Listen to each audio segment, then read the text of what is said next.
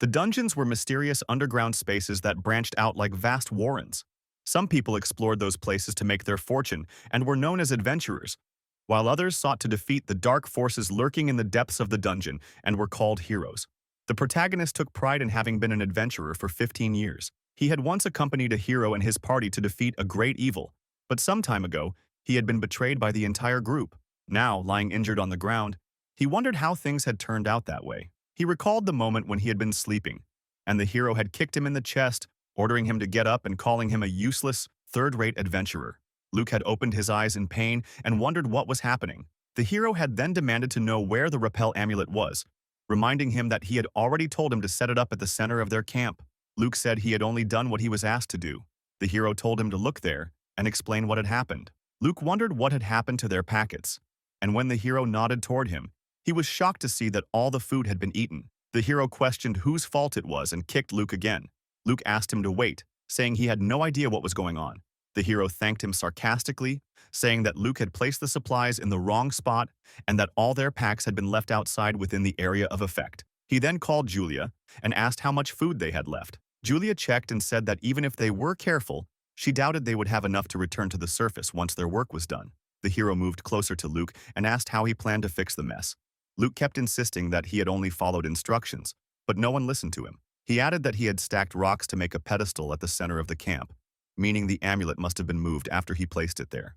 The hero told him to wait and wondered if Luke had been thirsty and gone to get a drink, possibly knocking something over in the process.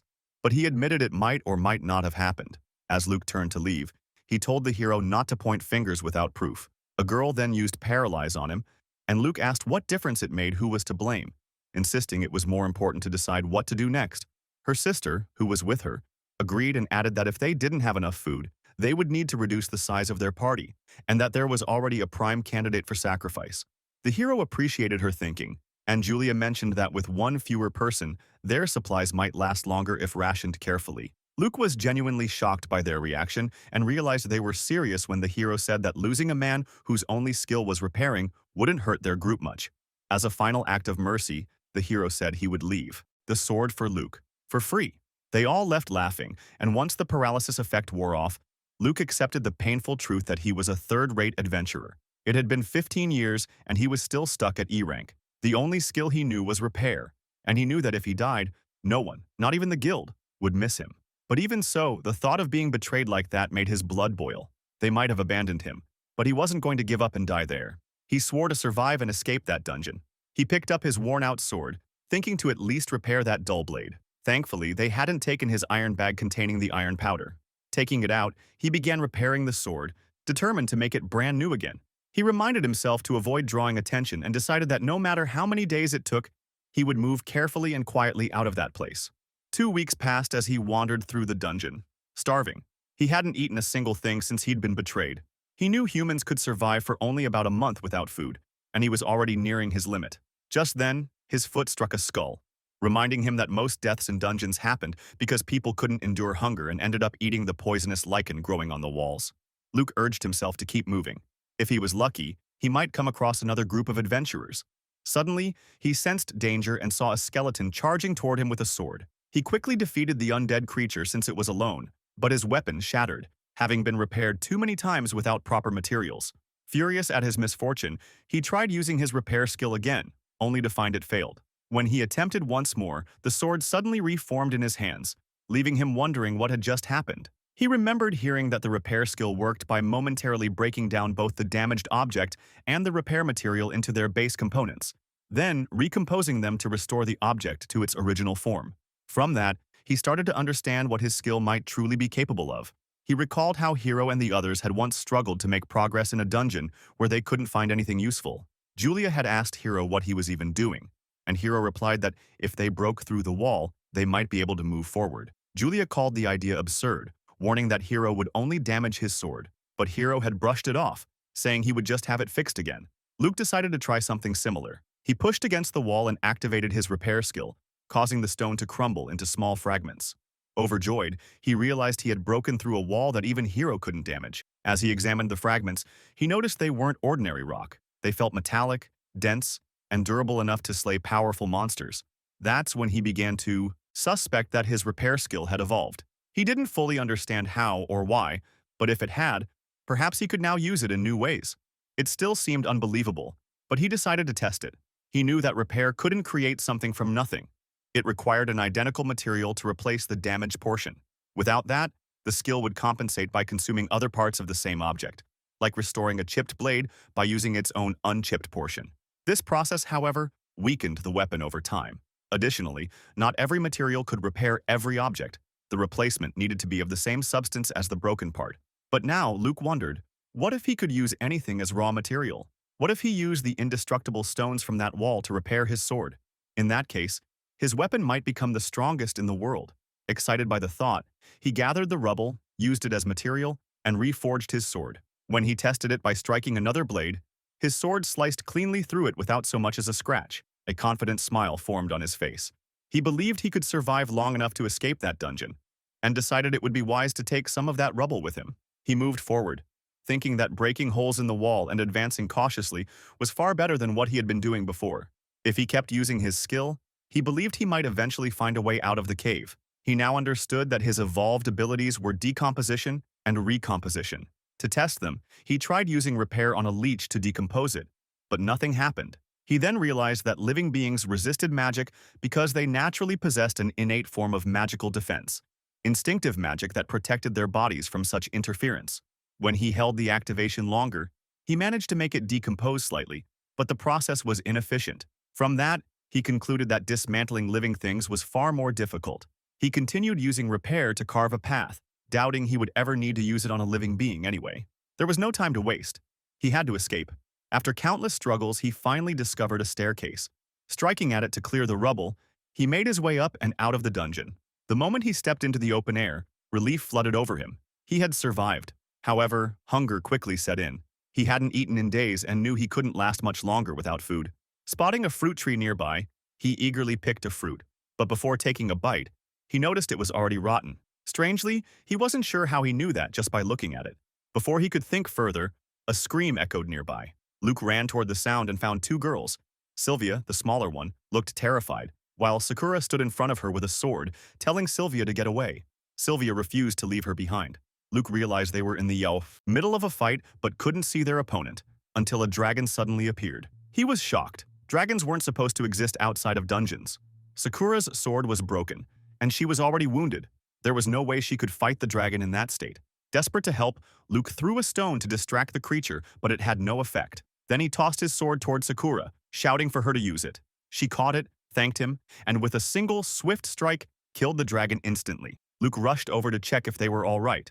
Sakura told him it was thanks to his help, but suddenly she staggered and collapsed. Sylvia panicked, calling for Sakura to wake up. Luke examined her and realized the wounds were severe. She wouldn't survive without treatment. He asked Sylvia if she had any healing skills, but she shook her head and asked if he did. He admitted he didn't. His only ability was repair, which didn't work on living beings. Then a thought struck him. Repair couldn't heal the living, but its principles, decomposition and recomposition, worked by breaking down materials and reforming them. If he could control that process carefully enough, maybe it could reconstruct living tissue instead of objects. It was a gamble, but he decided to try. The wound on Sakura's torso was deep, and she hadn't received any first aid yet. Forcing himself to stay calm, Luke focused, recalling everything he had done in the dungeon.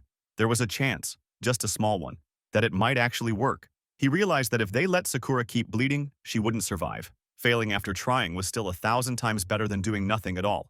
It was truly a sink or swim moment. If it didn't work, he asked Sakura not to hate him for it. Sakura, though weak, told him to just do his best.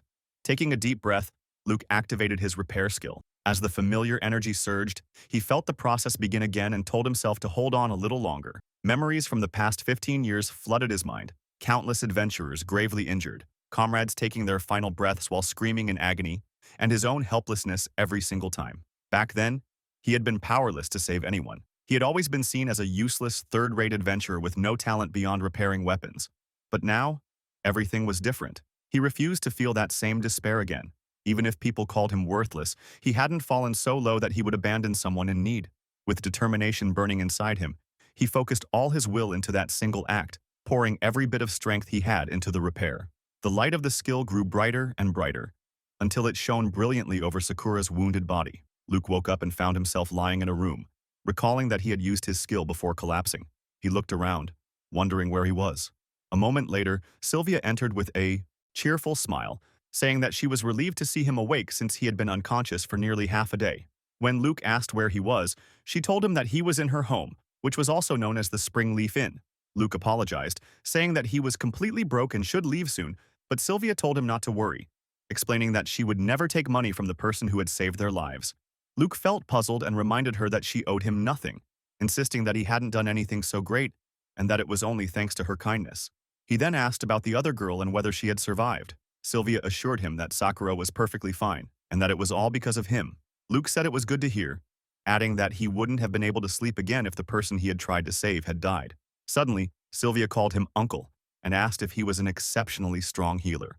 The word uncle struck him deeply, and he replied that he wasn't, just a third-rate E-rank adventurer whose only skill was repair. Sylvia then brought up Luke's repair skill. Suddenly, Luke's stomach growled. He realized he hadn't eaten properly in nearly 2 weeks. Startled, Sylvia said she would bring him something immediately. When she returned with food, Luke gratefully began eating. As he ate, Sylvia admitted that she was still in shock, saying she never imagined anyone would come to save them from the very bottom of the dungeon. Luke was puzzled and asked if they hadn't been near the surface. Sylvia shook her head and explained that they had been 5 levels down. Luke was stunned, thinking that there must be some misunderstanding. He then asked for the name of the place where they had met. Sylvia replied that it was the E-rank dungeon called Sundial Forest.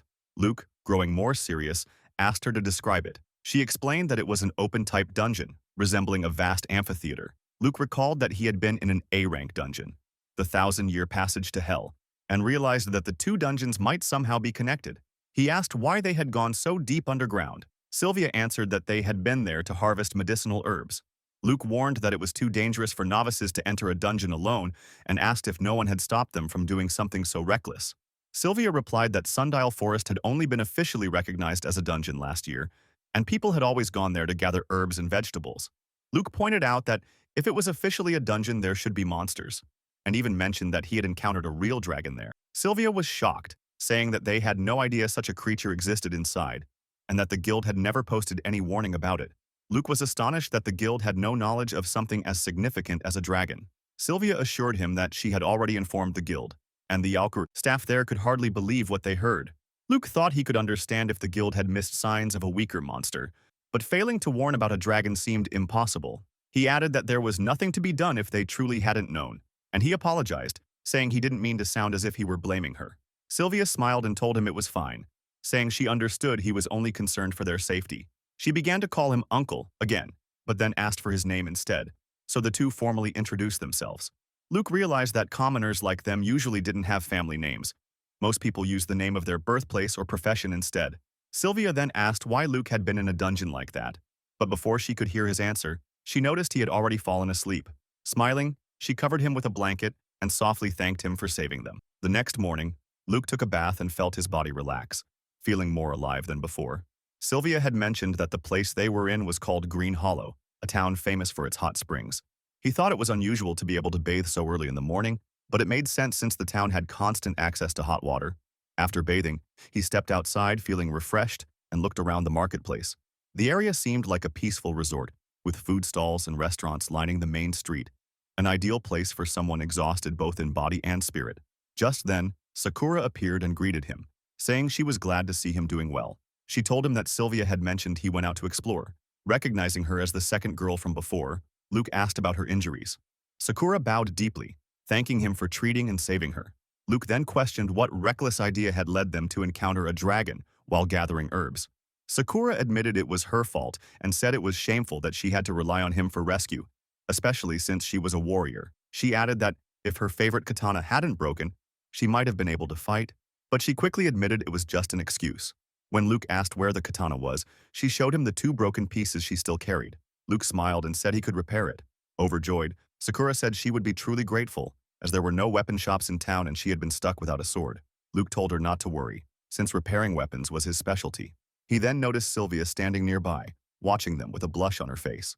When he asked what was wrong, Sylvia apologized, saying she was just curious and wanted to watch. Luke agreed but remarked that it wasn't particularly exciting, and wondered if she might get in trouble for leaving her work. Sylvia replied that it was fine. She was currently on her break. To begin, Luke placed his hand on the katana, and suddenly, Information about the sword appeared in his mind as if he could read it directly. He recalled experiencing something similar once before, when he had tried to eat that rotten fruit in the woods.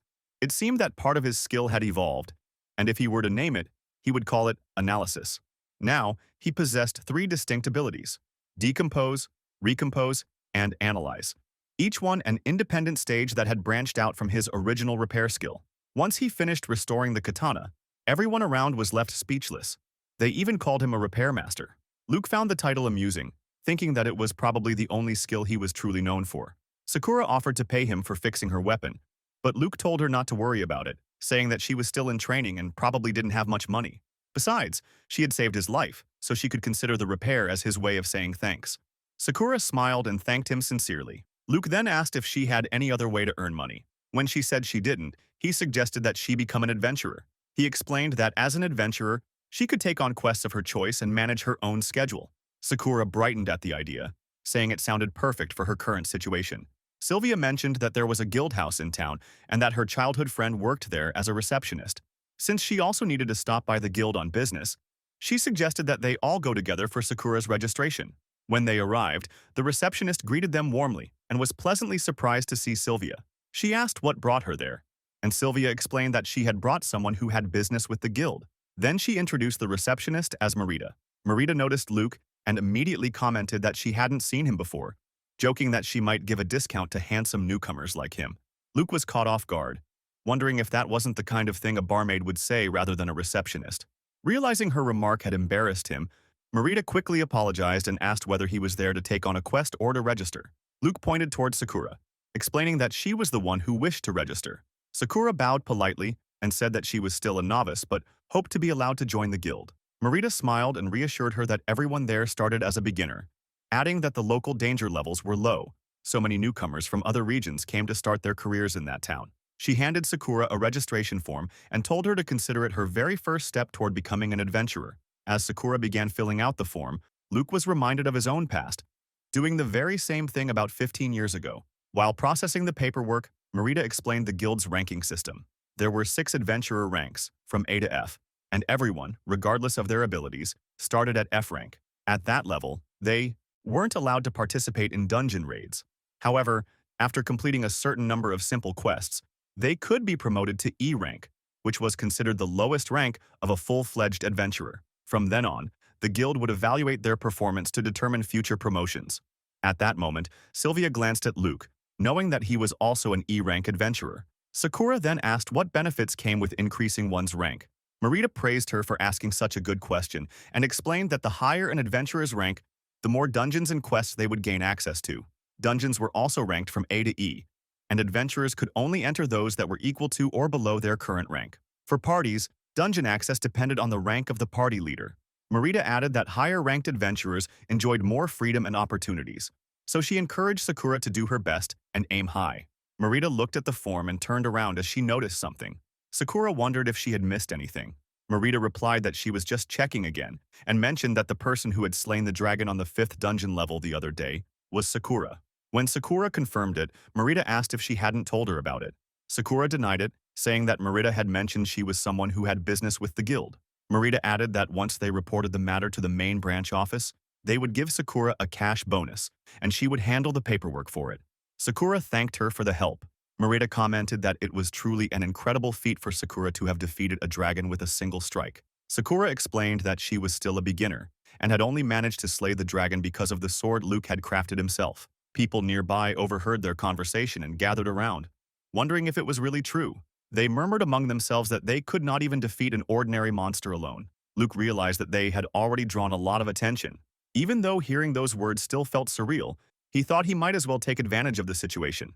He then spoke up, saying he wanted to take a break from adventuring and asked if there was a good spot in town to open a weapon shop.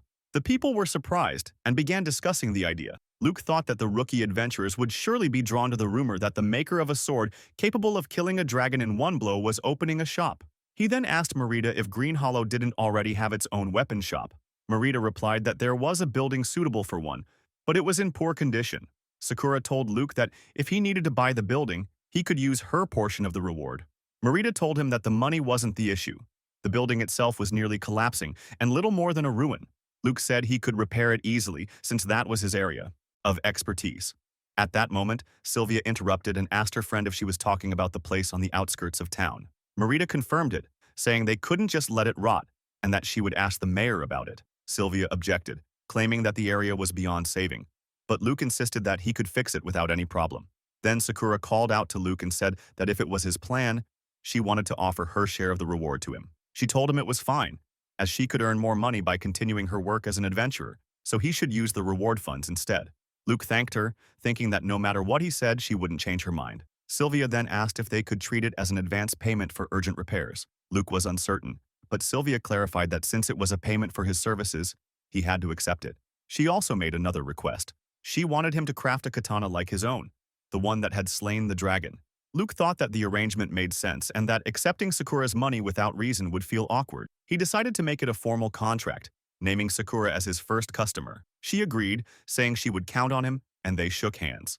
Luke then stepped back from his work as an adventurer and began his new chapter, the life of a weapon shop owner. When Luke arrived at the place with Sakura and Cynthia, Sakura remarked that it really looked awful, almost like a haunted house. Sylvia agreed, explaining that it had been vacant for quite some time, and one day a strong gale had brought down a huge tree on it, leaving everything inside badly damaged. Luke said they wouldn't know for sure until they tried, so he would give it a shot. As he moved closer, he mentioned that he intended to repair everything, and although he had never worked on something so large before, he was hopeful. He thought that since the target area for the repair was the entire building, he could use the fallen trees to replace the destroyed parts. With that, he activated his skill and placed his hand on the house.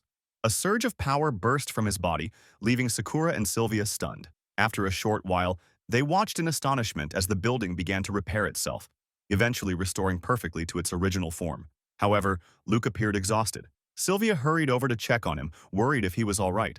Luke assured her that he was fine, but admitted that restoring a house had consumed a great deal of his energy. He added that the weapon shop still needed items to sell, and he couldn't afford to be worn out already. Sylvia told him not to push himself too hard since he was still recovering, but Luke said he would manage it and that he had already begun advertising the shop, eager to open as soon as possible. Sylvia said that at least Luke should clean the place, warning that if he tried to do everything alone, he might collapse again. Sakura offered to help him as well, and Luke apologized for letting them work for him. He decided to start by checking the shop's stock, which included a box full of broken swords and armor that he had bought cheaply from the guild. He knew it looked like a pile of junk, but to him, it was a treasure. Using his repair skill, he could turn a decayed sword into a brand new one.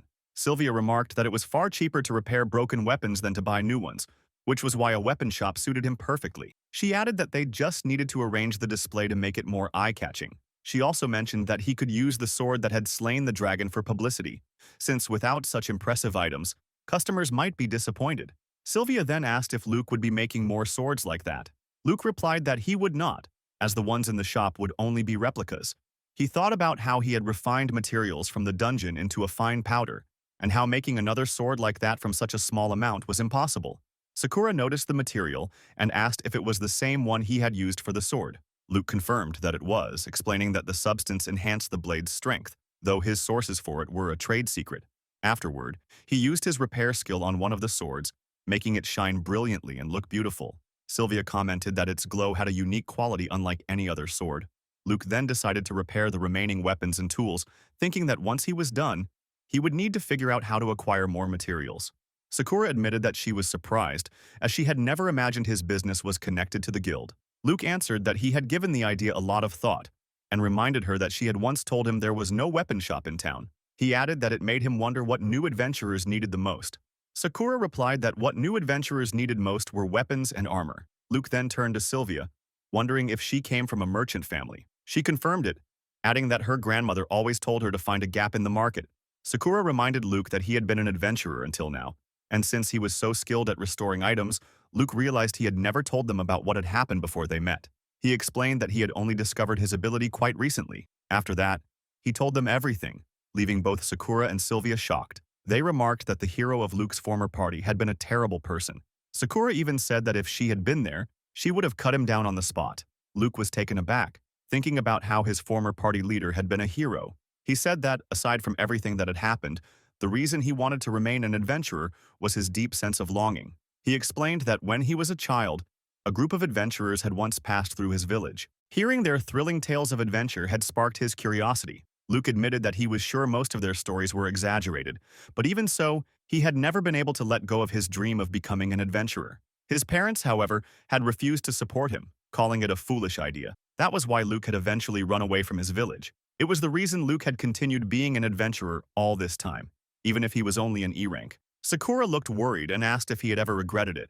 Luke shook his head, saying he had done it because he genuinely enjoyed it. Although the last quest had been a wake-up call, he saw it as a good opportunity to start anew. He added that he was thankful for that experience, since his abilities had now allowed him to live a comfortable life as a weapon seller. It was something completely new for him, and he was excited to work hard to get the shop ready. He went on with his preparations, reminding himself that he had already ordered the shop sign and would start repairing the newly acquired stock once he returned.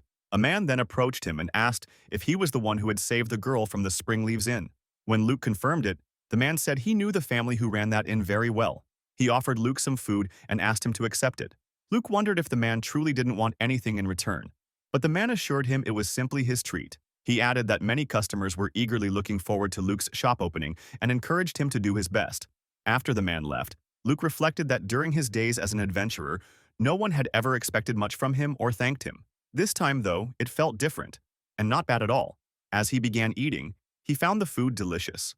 Meanwhile, Sakura was with 3 small children, explaining that swordsmanship was not just for show.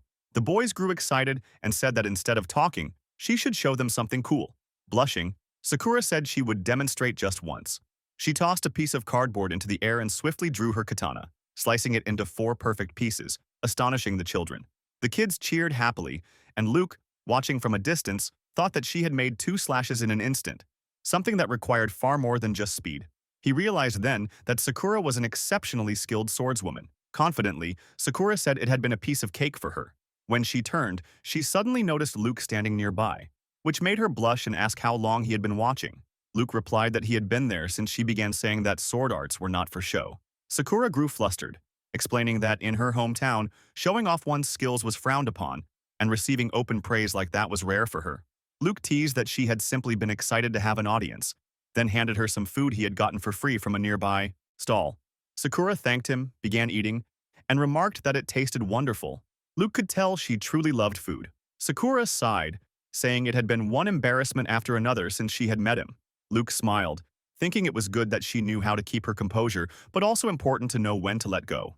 Sakura thanked him for his kind words but explained that her hometown was very strict, and back when she lived there, she had always tended to spread her wings a bit too much. Luke then asked if she was a warrior in training and whether she planned to stay in Green Hollow for a while. Sakura replied that she would be returning home the next day for a short visit. Luke was surprised to hear that, and Sakura revealed that she was considering making Green Hollow her home base. To do so, however, she needed to return home and retrieve something. When Luke asked if she had left something behind, she nodded and said it was a special material she wanted him to use to forge a katana for her. Luke asked if that meant he would have to make the katana once she returned, and Sakura confirmed it, apologizing for not being able to help with the shop preparations. She told him not to worry about it. Luke smiled, saying he would surprise her with the most splendid shop she had ever seen. Sakura replied that she was really looking forward to it, then took her leave. Later, a man climbed a ladder to hang the shop's signboard above the door as Luke instructed. Luke had already done some advertising, and Sylvia asked if he had named the shop after his birthplace, White Wolf Wood. Luke confirmed it, saying nothing else would have felt right. He added that he wanted to thank Sylvia for all her help, and that he was truly grateful to her. Sylvia blushed and said it was no big deal since he had saved her life too. Luke then suggested they check everything one last time, as many people were eagerly waiting for the opening. Once the signboard was in place and the final preparations were complete, he and Sylvia stood together at the entrance, welcoming the crowd and announcing the grand opening of White Wolf Arms. A little time had passed since Luke opened his shop, and he had already grown used to serving many customers each day. One afternoon, a man approached him and politely asked if there was any sword available for 1 florine. Luke replied that 1 florine was more than enough for one of their standard iron swords. He showed one to the man, who was satisfied and thanked him for the purchase. Sylvia commented that Luke seemed as busy as ever. She handed him a bottle, explaining that it was a gift from Maria, who said everyone was overjoyed after becoming stronger thanks to the materials they had harvested from the dragon's corpse. Luke immediately understood what she meant. Sylvia added that Maria had even started running a bar as a side business and that, in a way, it was all thanks to him. She remarked that most people probably couldn't afford the real sword anyway, since the ones on display were only replicas. She bet that if he were to sell the original, he could charge an enormous price. Luke agreed, saying he could probably sell it for several sovereigns. Sylvia was shocked, pointing out that such an amount was what an ordinary person earned in a year. Luke replied that he couldn't make another sword like that easily. To do so, he would need to return to the 1,000-year passage to hell to gather more of the rare material, but he couldn't enter without an A-rank party, which was currently impossible. He concluded that he neither planned to collect more of the material nor intended to sell the original sword. Sakura remarked that it was unfortunate, though perhaps for the best. Luke replied that there weren't many adventurers wealthy enough to buy such a sword anyway. Just then, a man entered the shop and asked if Luke was the owner, confirming whether this was the establishment known for the famous Dragon Slayer sword. Luke said it was and hesitated, unsure who the man was. The stranger stated that if Luke truly possessed that sword, he wished to purchase it. Luke responded that they had a few similar blades in stock and gestured toward them. The man examined the replicas and scoffed, saying their quality was far inferior, but insisted that he wanted the original Dragon Slayer. Luke explained that the original sword wasn't for sale. The man raised an eyebrow and asked if Luke wanted to keep it as a personal memento, saying he had his own reasons for wanting that particular weapon. He then gestured to his attendant, who stepped forward and placed several gold sovereigns on the counter, leaving everyone stunned. Luke counted them. There were 4 gold coins, and wondered who this man could be. The stranger asked if that wasn't enough, then had his attendant add 5 more. Looking directly at Luke, he said, "Now, do you suppose we can come to an agreement?" The man left after placing the 10 gold sovereigns on the counter, leaving Luke feeling completely drained. Meanwhile, Sylvia began counting the coins with wide eyes. Luke doubted that the visitors were adventurers. No ordinary adventurer could afford to spend such an enormous amount. He suspected they were either knights or noble envoys. The blonde man, in particular, had seemed like a true connoisseur, able to immediately see through the quality of the replica swords. That alone told Luke the man was far from ordinary. But what puzzled him most was why someone of such status and discernment would come all the way to a small place like Green Hollow. Just then, Sakura returned from her hometown, saying it had been a while. Sylvia and Luke were happy to see her. Sylvia reached out to shake Sakura's hand, saying she had grown tired of waiting for her and had missed her a lot. Sakura apologized, explaining that her trip home had taken longer than expected. Luke remarked that she had come back earlier than he had anticipated and asked if she had brought the materials. Sakura confirmed that she had and said she had come straight there because she wanted to show them to him. Luke mentioned that it was almost time for their lunch break and that he would check the materials after the meal. The 3 of them sat down to eat, and Sakura praised Sylvia's cooking, saying it was the best she had ever tasted. She was amazed by the place, saying it looked even better than she had imagined, and that it seemed like they had done a lot of work on it. Luke replied that he kept working on the place whenever he wasn't busy with adventuring. Sylvia added that Luke had even been hired to help restore some of the town's buildings because he had repaired a shop so well. Luke said the shop itself could be considered his best advertisement. Sakura smiled and said she hadn't expected anything less from him, adding that from the looks of things, he would soon earn back his startup expenses. Luke replied that he had already earned most of it, which surprised Sakura. Sylvia then asked if Sakura remembered the sword she had used to defeat the dragon, mentioning that it had been sold for 10 sovereigns. Sakura was astonished, saying that such an amount would be enough to set her up for life. Luke commented that it might be taking austerity a bit too far. Curious, Sakura asked who had bought the sword, but Luke said he didn't know. He mentioned that it might have been wealthy people seeking a weapon with prestige, though no one could know the full truth. Changing the subject, he suggested they talk about Sakura's blade instead. Sakura then took out a crystal, explaining that it was called Hihi Irikane, and that she wanted Luke to use it to forge her katana. Luke said he had never heard of such a material before, and Sylvia commented that it looked like a gemstone but seemed to be made of metal. Sakura explained that one of the goals of her journey had been to find someone capable of forging a katana from that metal, but no one in her hometown or even in the eastern regions possessed the necessary knowledge. She added that no new armor or tools had ever been made from it. Luke asked if she was certain she wanted to entrust him with such a valuable material, but Sakura replied that there was no one else she would rather trust with it. Luke agreed to take on the task but warned that it would take time, as the process was extremely complex. He mentioned that he only possessed the repair skill, meaning he couldn't easily create a sword from raw materials. Sylvia agreed, noting that repair only restored an object to its original form. Luke explained that the skill worked by using the memory of an object's original shape to restore it. Sylvia then asked if he couldn't create a blade directly from the metal ore. Luke replied that it wasn't possible, but he had an idea. He could try recomposing half of the ore into an existing katana bit by bit, until the ore learned the sword's form. Then, by decomposing both the katana and the remaining ore and recomposing them together, he might be able to create a blade that was 100% pure. He admitted it sounded like a bit of a cheat. Sakura's eyes sparkled as she asked if he was really planning to try it. Luke replied that he had never actually attempted it before, but Sakura encouraged him to just do it as soon as possible. He asked again if she was certain, and she said she was. She only wanted him to make a 50% blade for now and refine it to 100% later. Luke agreed, promising to do his best to meet her expectations. He began the process, attempting a 50-50 fusion between the original katana and the hurricane.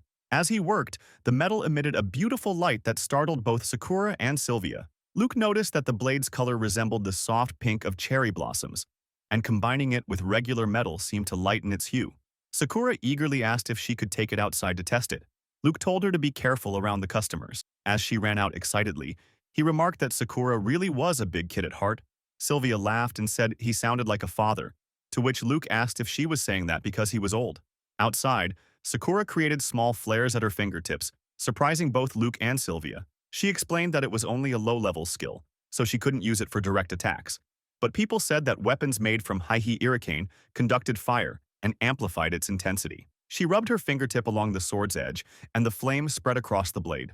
Luke was amazed and suggested testing it. Sakura picked up a chunk of wood, tossed it into the air, and warned them to watch out for the shop windows before giving a swift slash. The strike was so powerful that it stunned everyone nearby. She thanked Luke for the sword, leaving both him and Sylvia in disbelief. Sylvia asked if that had really been a low-level skill, and Luke agreed, realizing he might have just created the most absurdly overpowered weapon in history. He looked at the massive damage caused by Sakura's katana and wondered how powerful it could truly become.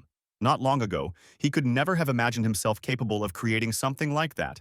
When he had first joined a hero's party, it had only been as their pack mule, and in the end, they had abandoned him for dead. He still couldn't quite understand how someone like him had managed to forge such a devastating weapon. Sylvia remarked that it was exactly what she had expected from him, while Sakura looked overjoyed. Smiling brightly, Sakura called out to Luke, asking him to make her a short sword as well, as she wanted to dual-wield it with her katana. Luke thought he had never imagined having friends who would appreciate his skills so much. Clenching his fist with determination, he agreed to her request. Just then, a customer thanked Luke, saying he would return if his sword ever broke again. Luke nodded and told him he'd be waiting. Looking over his work for the day, he realized he had already finished all his tasks. Yet he was brimming with creative energy and couldn't sit still. He thought that perhaps he should get back to the shop and repair a few more weapons.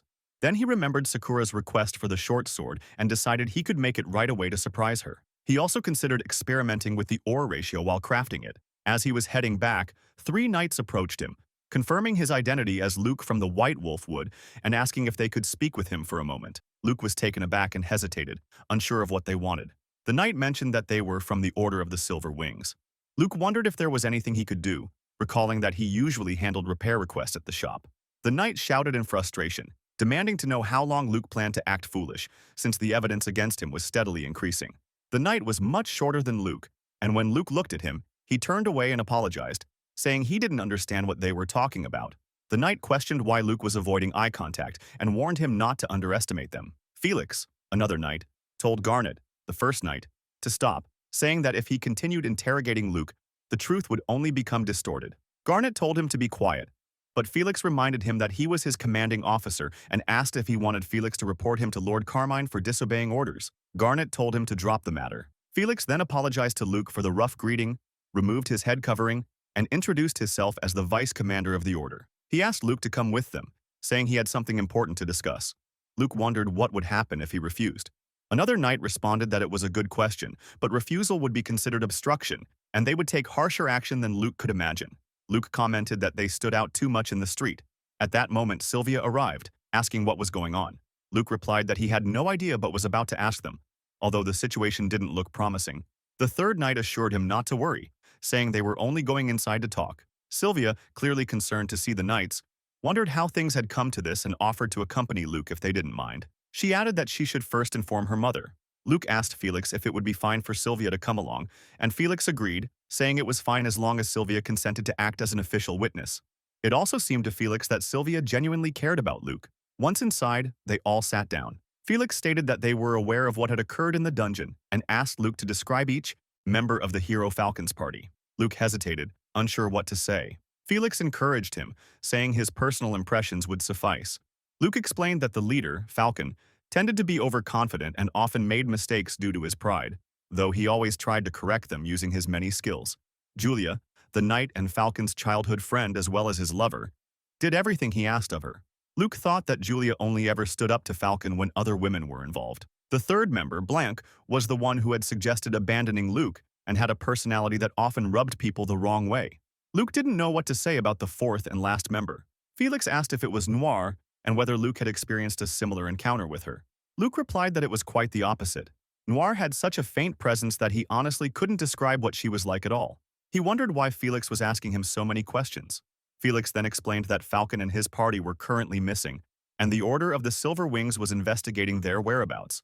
Luke said he hadn't heard anything about them and had already told the guild that they were probably still inside the dungeon. Felix stated that Luke's departure from the dungeon without his party had led to accusations of foul play. The ministers who sponsored Falcon as a hero claimed there was no doubt Falcon had died because of Luke's betrayal in the White Wolf Wood. He added that the best course of action, according to them, was to interrogate the supposed traitor for details. Luke was stunned and couldn't believe what he was hearing. Suddenly, Sylvia stood up and called the accusation absurd, insisting that Luke was not that kind of person. Felix asked her to calm down, saying he understood her feelings but needed to finish explaining first. He continued that the ministers also believed Luke had stolen the hero's weapon, and the order had been assigned to retrieve the so-called Dragon Slayer sword, the same sword Falcon had once given to Luke. Luke realized it was a political matter. Felix went on to reveal that the ministers' original reasoning had been proven false, but a new problem had surfaced. The sword Luke made was found to contain mithril. They wanted to know what mithril was. Luke explained that it was a precious metal with extremely high magical affinity, and that one needed permission from the royal palace to extract or sell it. Felix warned that, in the worst case, the death penalty could be the outcome. The statement shocked Sylvia, who quickly explained that Luke had repaired the sword using materials from the dungeon wall. Luke added that the caves must have contained traces of the metal, which he couldn't properly analyze at the time since he had never seen it before. Felix concluded that since Luke had created the weapon without knowing it contained mithril, he couldn't be charged with a crime. If the sword had indeed been forged using material from the dungeon walls, then no one could have known that mithril was present. To prove it, Luke would need to disintegrate part of the dungeon wall in front of them. Luke agreed, saying that would clear any suspicion against him. Still, he couldn't understand why anyone would believe he had betrayed his comrades. Felix replied that it was the ministers who made such claims, and while he personally believed it impossible given Luke's abilities, not everyone shared his opinion. Luke pointed out that the knight standing outside seemed convinced of his guilt. Felix confirmed it was Garnet, who despised mithril bootleggers and likely treated Luke harshly because of that prejudice. They went outside, and the group was informed that Luke would be escorted to the dungeon to collect rock samples from the walls. Luke shook hands with Garnet, who smiled and said he was counting on him. Luke was relieved, though he found Garnet's sudden kindness a little strange. Then, Garnet tightened his grip, causing Luke pain, and coldly declared that they would expose his lies soon enough. Just then, Sakura appeared, asking what they were doing there. Garnet told her to stay out of it, saying outsiders had no place in official business. Sakura retorted that she wasn't an outsider and received Felix's permission to accompany them. Luke apologized to Sakura for making her act as both a guide and a bodyguard, but she said she didn't mind and was glad to help him. Garnet remarked that it was typical for an E-ranker to always need protection. Felix addressed Garnet sharply, reminding him that they had already discussed this matter and warning that if he overstepped again, he would report him to Lord Carmine. Garnet quickly agreed, saying he would behave seriously from then on. Luke told Garnet that he should now listen to his superior, his boss, who also happened to be his brother. Garnet was stunned and asked how Luke knew that Felix was his brother. Luke replied by asking if Garnet remembered calling Felix brother earlier, suggesting that it was from that moment he had figured it out. The voice commander of the order reported to the commander. Garnet remarked that Luke actually remembered all those small details, and Luke replied that it was because he had always been a perpetual E-ranker, skilled at picking up useful information. Garnet commented that it was a shame that such attentiveness wasn't an actual skill. The third man informed them that the voice commander was ready to depart. Luke apologized, feeling that the man was rather intense. They went to inspect the remains of the dragon, where many adventurers had also gathered in the Sundial Forest. Seeing some wearing light armor in a place where a dragon had appeared, Garnet wondered whether they were brave or simply foolish. Luke told him not to mention that Garnet was wearing full armor just because he feared dragons. Garnet grew irritated, insisting that wasn't the reason. When Luke staggered slightly, he reassured Garnet not to worry. Since there hadn't been a single eyewitness report of another dragon, Garnet told him to stop mocking him, claiming he wasn't afraid at all. The others, somewhat annoyed, remarked that it almost seemed as though the two had become close friends. After some time, they finally reached the 1,000-year path to hell and entered, wondering if it was truly connected to the other dungeon and deciding they needed to investigate the lower levels as well. Felix thought there was a wall at the bottom of the steps and touched it, asking if Luke had used the repair skill there. Luke replied that it seemed to be nothing more than ordinary stone at first. Felix reasoned that if it were part of the dungeon, the wall should have been nearly indestructible, and then asked Garnet to take care of it. Garnet agreed, saying that if he managed to knock it down, Luke should be prepared. Luke acknowledged this, already aware of the risk. Garnet activated his skill and struck the wall, but nothing happened. He observed that its resemblance to stone was only superficial, and that beneath the surface, it was a dense metallic cluster that not even a hero could break through. Felix agreed and urged Luke to step forward and demonstrate his ability. Luke agreed to approach the wall, thinking it reminded him of the worst month of his life. Still, he decided to decompose part of it to find a way back home. Activating his skill, he easily broke down the wall, leaving everyone astonished. Using his recomposition skill, he then shaped the material into a sword, explaining that this was how he had forged the weapon that had once slain the dragon. He admitted, however, that he had no idea what the material truly was, perhaps mithril, or something else entirely. Felix asked Bardford, the third member of their group, to collect some of the debris. Bardford agreed and went to gather samples. During that time, Felix instructed Luke to dismantle more sections of the wall at different points. Luke hesitated, wondering if it was really necessary, as he would rather not venture too deep into the dungeon. Felix explained that they couldn't be certain about the composition of each wall, which was why they needed samples from multiple spots. Garnet teased Luke, asking if he was scared. Luke muttered that perhaps he should abandon Garnet to the same fate he once suffered. Felix intervened, telling Garnet to stop, and then turned to Luke, saying that he understood his hesitation but truly appreciated his help, reminding him they were doing it all for his sake. Luke agreed, and after they gathered plenty of samples, the group finally made their way out. Once outside, Luke finally relaxed.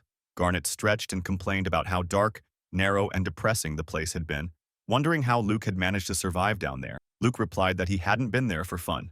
Felix mentioned they would take the metal back to have it appraised, adding that the results might take some time, but he would contact Luke as soon as they received them. Luke thanked him and said they would be waiting. Sakura then called out to Felix, suggesting that he take some dragon bones as well. Felix agreed, saying it was a great idea since they would make fine souvenirs for the other knights. Garnet, however, said he didn't care about any of that and announced he was heading back. Luke called after him, asking if he even knew the way home. Garnet replied that he wouldn't forget it, yet just as he said those words, a dragon suddenly appeared and struck, attempting to crush Garnet right before Luke's eyes. They soon discovered that more wyverns were approaching, far too many for the adventurers to stand a chance against, so they decided to retreat. Felix ordered Bradford to engage the enemy, and Bradford unleashed his chain of binding, wrapping a wyvern tightly in enchanted chains, something that left Luke stunned. Meanwhile, Sakura used her swift dash to leap onto another wyvern, drew her katana, and sliced off its head in a single motion. Another wyvern swooped in to attack her, but Felix quickly cast barrier, shielding Sakura from harm. Then they noticed a wyvern that looked different from the rest, stronger and far more menacing. Realizing this, they decided to cooperate to bring it down. Felix suggested they try to lure the dragon closer that way and told Luke to retreat to a safe location. Luke agreed but couldn't help thinking how pathetic he was, how even though his skills had evolved, when it came to real combat, he was utterly useless. At this rate, he thought, he had to do whatever he could to help. He looked around and spotted Garnet, who had lost a lot of blood but was still breathing. Rushing over, Luke saw that Garnet's face was badly crushed. Laying him gently on the ground, Luke realized there was still time. If he ignored the armor and focused on the body itself, he might be able to save him. But before he could act, he noticed the dragon's breath spreading toward their position. If they didn't move, they'd be caught in its direct attack. Luke knew that while he might be able to save himself, Garnet wouldn't survive. Understanding this was a do-or-die moment. Luke decided to use his repair skill on the dungeon wall he had previously merged with his sword, using the earth around them as raw material to compensate. He plunged his sword into the ground and activated the skill, thinking bitterly that he was once abandoned for being useless. So how could he ever abandon someone else on the brink of death? He reminded himself that it wasn't so bad trying something new, even if his attempts always caused trouble. Garnet better be ready to apologize for every single time he's pissed me off, he muttered as he worked. Moments later, he noticed Garnet's body beginning to heal. As the process continued, Luke realized something strange. The body's texture and form didn't seem male. To his shock, Garnet was actually a woman. Garnet slowly regained consciousness and tried to move, But Luke quickly told her to stay still, explaining that he had repaired her wounds but couldn't restore the blood she had lost. She instinctively tried to cover herself, remembering she had been struck by the wyvern, and then noticed the way Luke was looking at her. Flustered, she turned away in embarrassment. Luke, equally surprised, admitted that he never would have guessed she was a woman. After that, Luke asked Garnet to turn around so he could repair her armor. She complied, and as he worked, he thought to himself that Garnet was a name that could belong to either a man or a woman, but he never would have guessed that beneath all that heavy armor was a woman's body. When he finished, he said that the armor should hold for now, and since they weren't on the front lines anymore, they could wait for Sakura and the others to finish off the dragon. As Luke took a brief rest, Garnet broke the silence and asked if he wasn't curious why she had hidden her gender. Luke calmly replied that he assumed she had her own reasons for keeping it secret, and that he wasn't going to force her to explain. Suddenly, Garnet clenched her hands and called him White Wolf. Luke looked at her in confusion, telling her not to get too worked up or she might pass out again. But Garnet dropped to her knees before him, apologizing for having been rude toward him in the past. Luke, still puzzled, asked if it was because she had once suspected him of smuggling mithril. Garnet frowned and asked who had told him that, quickly guessing it must have been Felix, who was always meddling in everything. Luke shook his head and told her that she didn't have to explain anything if she didn't want to, as he was certain she had her reasons for everything she did. Garnet said she wouldn't make any excuses, and that if her mother knew she was still clinging to her pride, she would be killed by her. She expressed her sincere gratitude to Luke for healing her, admitting she would have died if he hadn't saved her. Luke was surprised, having no idea she could be so forthright, and thought that everything between them was already water under the bridge, including the incident where he had seen something he shouldn't have. When she got annoyed and grabbed him, she told him to forget about that incident anyway. Luke, startled, replied that he wasn't talking about anything indecent. They had just heard a sound, and he felt like the wyvern had been defeated. Garnet was shocked and said she hadn't even had the chance to repay him yet. Luke suggested they return to meet the others and asked if she could stand. He offered her his hand to help her up, but she ignored it and stood on her own. As she walked ahead, Luke asked if she was fine meeting the others like that. She told him not to worry, explaining that although Felix and Bradford had seen her face before, they didn't know she was a woman, since their order had a foolish, outdated rule that allowed only men to join. Luke recalled that Felix had also referred to Garnet as a boy. Garnet continued that this was why she had been insisting she was the commander's younger brother and that no one could find out the truth. Luke thought that her reason for joining the order must be something significant if she had gone so far as to hide her gender, though he admitted it wasn't his place to pry. As they walked, Garnet suddenly turned around, prompting Luke to look as well. She pointed into the distance, saying there was a huge hole they hadn't noticed earlier while filming, and the surrounding debris might have caused it. Luke realized that it was ivy, which had probably covered the hole when they had first thrown things there. Garnet mentioned that something gigantic must have come out when they were heading into the caves. Luke agreed, thinking the same, and Garnet added that it seemed like something dreadful, perhaps even the dragon that had appeared in the sundial forest. Luke said it was most likely that the creature had emerged from the hole, and if the guild didn't know about it, they should warn them first. Suddenly, they heard a rumbling sound and saw the hole closing. Luke realized it was part of a dungeon's trap mechanism, but since it was located outside the dungeon, it must still be connected to the trap system. Garnet wondered if Luke thought someone might be controlling the dragon. Luke didn't want to believe it, but he considered that if his assumption was right, there had to be a switch somewhere that activated the trap. Garnet then pointed ahead, saying someone was lying on the ground. Luke was startled and rushed over to check. He found a woman who was still alive but barely conscious. After a while, she slowly regained consciousness, and to his surprise, it was Noir from his old party. He couldn't believe it and wondered what she was doing there, especially since he had heard that the rest of her party hadn't returned from the dungeon. Overcome with emotion, Noir hugged him tightly, repeatedly apologizing. Luke tried to comfort her and gently asked what had happened to the others.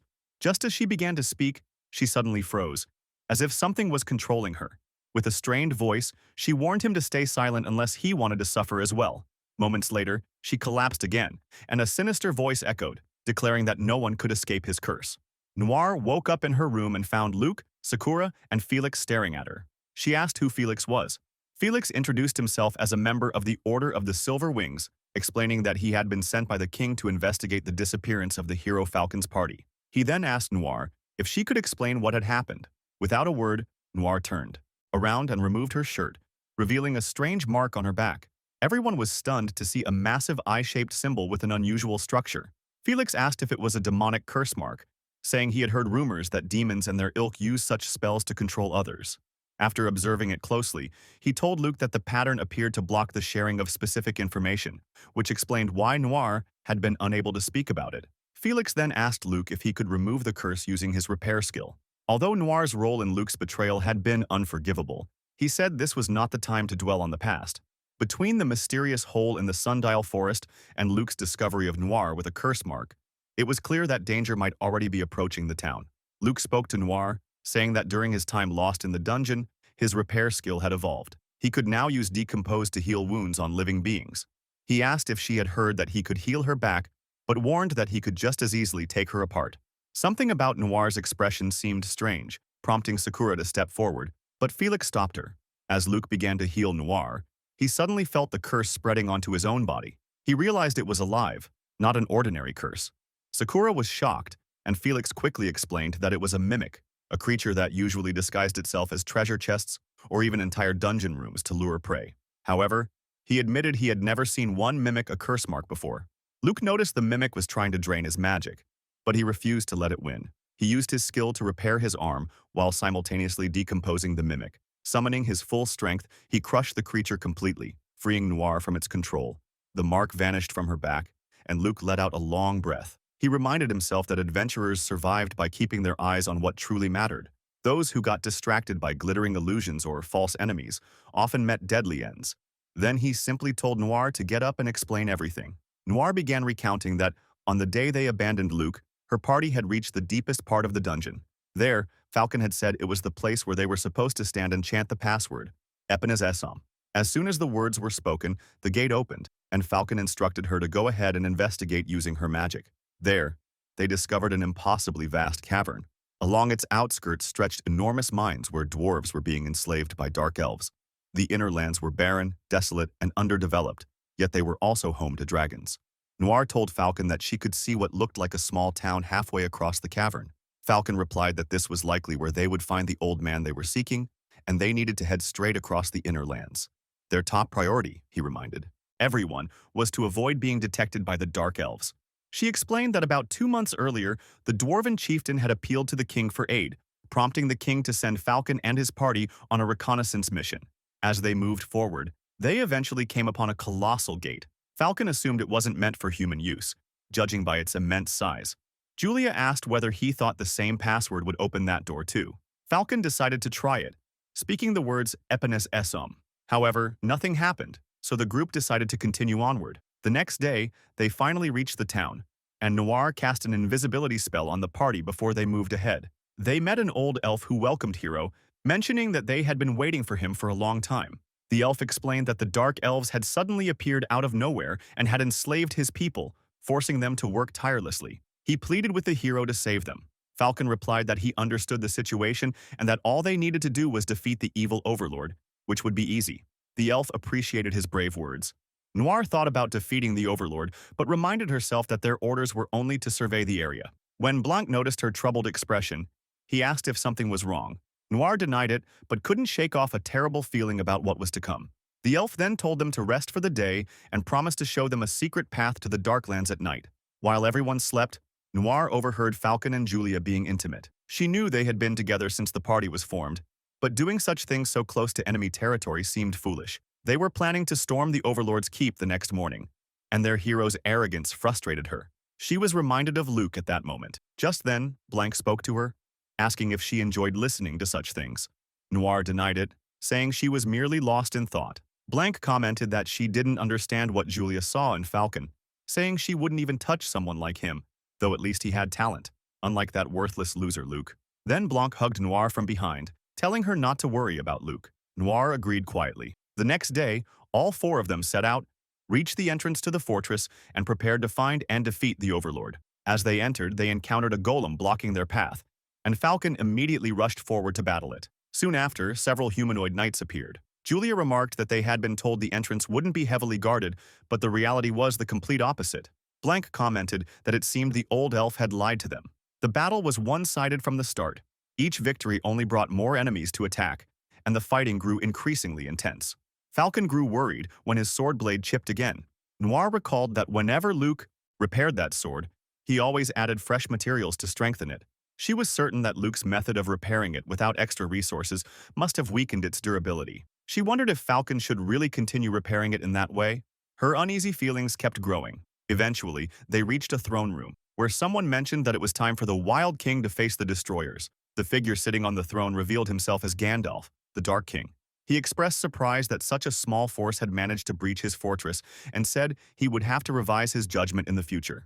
Falcon shouted at him to shut his mouth, declaring that they would defeat him for sure. Gandalf asked if that was truly what they desired, and, seeing no other option, launched an attack. Noir blocked the strike, prompting Gandalf to smirk and say that perhaps he would have more fun with them than expected. He told them to enjoy it while they could, for their playtime was nearly over. Suddenly, an elf stepped forward, asking Gandalf to let him handle the intruders. Falcon prepared to attack, telling the newcomer to get out of his way since small fry like him weren't worth his time. But when their swords clashed, Falcon's blade shattered into 2 pieces, leaving him completely stunned. The elf laughed, saying that Falcon had shown great timing, but unfortunately, luck was not on his side, and he should now prepare to die. Suddenly, Julia stepped in front of him, taking the blow herself. Falcon was stunned and called out to her, asking if she could still hear him. With a faint voice, she told him to take her sword and fight back. The elf praised Julia's courage and mockingly said he would gladly give her a moment to let Falcon retrieve the sword. Enraged, Falcon grabbed the weapon and charged forward. But like a snowball rolling down a hillside, the battle quickly spiraled out of control. Within moments, everything had fallen apart, and Falcon soon found himself in Gandalf's grasp, while the others lay defeated around him. Gandalf threw Falcon aside, saying it was puzzling how they had managed to reach him. To do so, they must have destroyed the golems outside and caused them to regenerate. He wondered how they had fought their way through, while the elf asked to be allowed to appraise them himself. Gandalf found the situation intriguing and remarked that Falcon's blade had clearly suffered heavy damage in battle. After so many crude repairs, facing him must have been the final strain, the blow that broke the camel's back. Struggling to stand, Falcon shouted at him not to mock them. He demanded to know if Gandalf was implying that they lost because he was too weak, or if he was saying they might have won had Luke still been with them. Gandalf smirked and asked if Falcon truly believed he would accept such an excuse. He told them to leave the rest to fate and warned them not to test his patience. Noir, still conscious, silently thought that things might indeed have been different if Luke had been with them. Gandalf noticed they were still awake and coldly ordered them to stay silent unless they wanted to suffer. Then, he had a cursed mark placed on their backs and locked them away together with Julia and her sister. The guards brought them food and left them unbound in their cell, but the fear in their hearts couldn't be dispelled. Later, the captors came for Julia first. She demanded to know where Falcon was being kept, but they gave her no answer. When Blanc and Noir had grown used to the silence, the guards returned, this time for Blanc. She cried as they dragged her away, while Noir could do nothing but watch helplessly, powerless to stop them. Finally, it was Noir's turn, and she was certain that, like the others, she would never see that cell again. After being taken away and left alone for a while, she sat down, trembling in fear. She overheard her captors discussing what to do next, and realized she had to escape. Summoning what little magic she had left, she cloaked herself and fled. She managed to cross the Dragonlands and reach the entrance leading to the upper level of the dungeon. But by then, guards had already taken their positions at the gate, and her magic was nearly depleted. She could no longer conceal herself. She didn't have the strength to fight through that crowd of soldiers. Tears welled up in her eyes as she desperately searched for another way. Then, she felt a faint breeze and noticed that a large door she had seen earlier was slightly open. She didn't know where it led, but it was her only chance at survival. Gathering every last bit of strength, she climbed the steep slope beyond the door until she finally saw light. A wave of relief washed over her, but the moment she stepped outside, she was met with the sight of death before her. Her whole body ached, and she felt her life slipping away. Regret filled her heart for failing to save her sister. As she collapsed, a faint sound reached her ears. Struggling to open her eyes, she saw a familiar figure. It was none other than Luke. The scene shifted back to the present, where Luke felt dizzy, admitting that he didn't even know where to begin making sense of everything. Felix told him that their first step should be to request aid from the king. Luke was surprised that Felix trusted him enough not to harm Noir. Felix replied that he had complete faith in Luke, reminding him that it was Luke who had once saved Garnet's life. Just then, Sylvia rushed over, clearly anxious, and asked Luke to come outside because there was an emergency. When they arrived at the guild, chaos had broken out. People were shouting that it was impossible to face a dragon and survive, and many declared they wouldn't stay in such a dangerous town. Some worried that if the adventurers left, their shops and businesses would collapse. Another man complained that fewer customers were visiting the hot springs ever since the dragon sightings began, insisting that the guild had to take action. Marita looked overwhelmed, unsure of what to do. When she saw Luke, she thanked him for coming and pleaded for help, explaining that with dragons roaming freely, the townspeople were in a panic. And to make matters worse, the guild manager was nowhere to be found. A man turned to Luke, asking if it was true that another dragon had appeared and how dangerous the situation might become. Luke assessed the crowd, realizing that most of the adventurers were only E-rankers. If the dragons were as powerful as the reports suggested, they had every reason to worry. He stepped forward and tried to calm them, assuring everyone that the palace would soon send reinforcements and that once the help arrived, the town would be safe. Someone then asked what they should do until then, since the danger was still outside. Luke calculated that it would take nearly a week for aid to arrive. Some began discussing evacuation, but another man protested, saying it wasn't practical. If they went several days without customers, all his food supplies would spoil. Luke realized that the argument could drag on for hours if it continued like this. As a citizen of Green Hollow himself, he didn't want to see the town's shops ruined or its people forced to evacuate. That was why he knew he had to do something about it. He called out to everyone, drawing their attention, and said that he had been an adventurer for the past 15 years. Though he had never risen in rank, he had built valuable connections during that time, connections he could rely on for the sake of their town. He promised that he would try to reach out to them for help. He then mentioned a few of those names: Dustin of the Two Spears, Roy the Beast of the Prairies, Travis of the Black Ridge, and Theodore from the Dragon Slayers. The moment he said them, the younger adventurers around him stirred in recognition. Those were names every newcomer in the field had heard before.